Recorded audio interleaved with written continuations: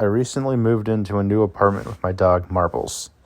It's not a nice place by any means, but it's the only option I had. I'm just starting a new job, and I barely have enough money to cover rent, ramen, dog food, and a Netflix subscription. So I settled in a small, dirt-cheap apartment on the outskirts of town, partly because it's cheap and partly because it's pet-friendly. No, it's not ideal, but it's only temporary while I save up some cash. The apartment is small, with only 3 rooms. The first room you enter is the kitchen/living room, with a hallway in the back. The door at the end of the hall leads to the bathroom. In the hallway, there is a door on the right side to the bedroom. I don't have any furnishings or personal belongings, so the apartment remained very bare. I never bothered to worry about sprucing the place up because it was just a temporary home. We had been in the apartments for a few weeks and everything had been fine. As we really settled into the place, Marbles took a liking to the couch in the living room. It wasn't my couch, but it came with the apartment. Well, Marble started sleeping on the couch at night. That said, Marble likes to get up and relocate in the middle of the night. She would get up, come to the bedroom door, and hope to get inside.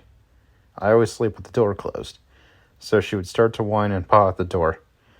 Marbles had long nails that she hated getting cut, so you can hear her walking throughout the apartment if you are awake. And you hear her pawing pretty loud. A few nights of this, I started leaving the door open for her. From then on, she would just come in and get into bed with me at all times of the night. This never bothered me. Many more weeks went by with nothing noteworthy happening. Well, one weekend, my Netflix binging session lasted much longer than usual, and I was still up at 2 a.m. I was just wrapping up Stranger Things Season 2 when out of the corner of my eye, I saw it. In the doorway into the hall, there was something peeking at me. It turned to look at it. It looked like the top half of a face, peeking from the left side of the doorway. The only thing I could see were the 2 eyes, beady and black, staring at me. I was frozen. Not sure if it was fear or shock stopping me from moving. I blinked. It was still there. After a few more seconds, I started panicking and yelled out, "Who are you? Get out!" For a few more seconds, it kept staring, then slowly began to pull away and out of view. Once I could no longer see it, it took me a few moments to regain control of my body. Once I had, I jumped up and slammed the door, locking it. Marbles, who had been laying on the bed with me, was now sitting up and alert. I called the police and told them someone had broken into my apartment. After a while, I heard them knocking at the front door.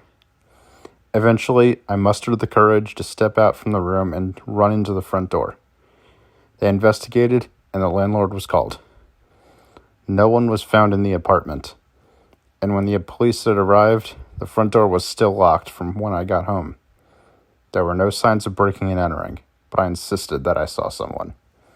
The police did one more sweep of the apartment before leaving, telling me that there was nothing more that they could do. The landlord, to whom I must give credit, swapped out the locks the next day, giving me all new keys. He told me that it was possible a previous tenant still had a set of keys to the room, and had come in. The thought unnerved me, but the more I thought back on it, the less human the thing seemed to be. It took a few weeks, and many sleepless nights to go back to normal, if you can call it that. I told myself that I can handle the stress, that we can only be there a little while longer. During that time, I also bought a baseball bat which now kept beside my bed. Now, I still kept the door to the bedroom open at night, but only slightly ajar so Marbles could slip in or out. I didn't feel comfortable seeing the doorway where that thing had been. One night, Marbles came in and hopped up on the bed like she usually does. She settled down and rested her head on my thigh, a common occurrence. I had been asleep and never bothered to open my eyes. I started drifting back to sleep when I heard a sound. It was a familiar sound of scratching on the floor. It was Marbles' nails on the floor as she walked. It came from the living room and was approaching the bedroom door. I was facing the side of the room with the door, and I opened my eyes. Marbles was there pushing the door open and coming in. A chill ran up my spine. Slowly, I looked over and down at the bed. It was there. The thing was resting its head on my thigh, looking right into my eyes. For a second, I got a look at it, at a humanoid form but it was impossibly inhuman. Its face was horrific, those beady black eyes, long greasy black hair, and a mouth without lips. Its body was elongated, and it looked as though it was made up only of bones with skin wrapped tightly around them. Its face had started to creep closer to mine, and I was finally able to move. I threw the blanket over the thing and jumped out of the bed, running to the front door. I could still hear it scurrying behind me, along with Marbles running behind. When I got to the door, I turned to see both Marbles and the thing following. Marbles made it to the door first, and once she was out, I slammed the door closed. I heard and felt the thing slam against the door, scratching and banging against it. I could also hear its raspy breathing. Eventually, it all went quiet. My phone was still inside, but after a while, one of the neighbors opened the door after frantic knocking. They phoned the police for me. The police weren't as friendly this time, but I told them I trapped the person inside my apartment. After a long search of the entire apartment, the police found nothing. I couldn't believe it. They scolded me and told me that if I called for this again, I'd be arrested. I felt like I was going insane. Refusing to go back in alone, the landlord accompanied me while I packed up all my belongings. I wasn't staying there any longer. My parents had an extra room they offered me, and it was going to take a long time before I felt comfortable being alone again. I'm typing this all out from my parents' house, laying in the guest room.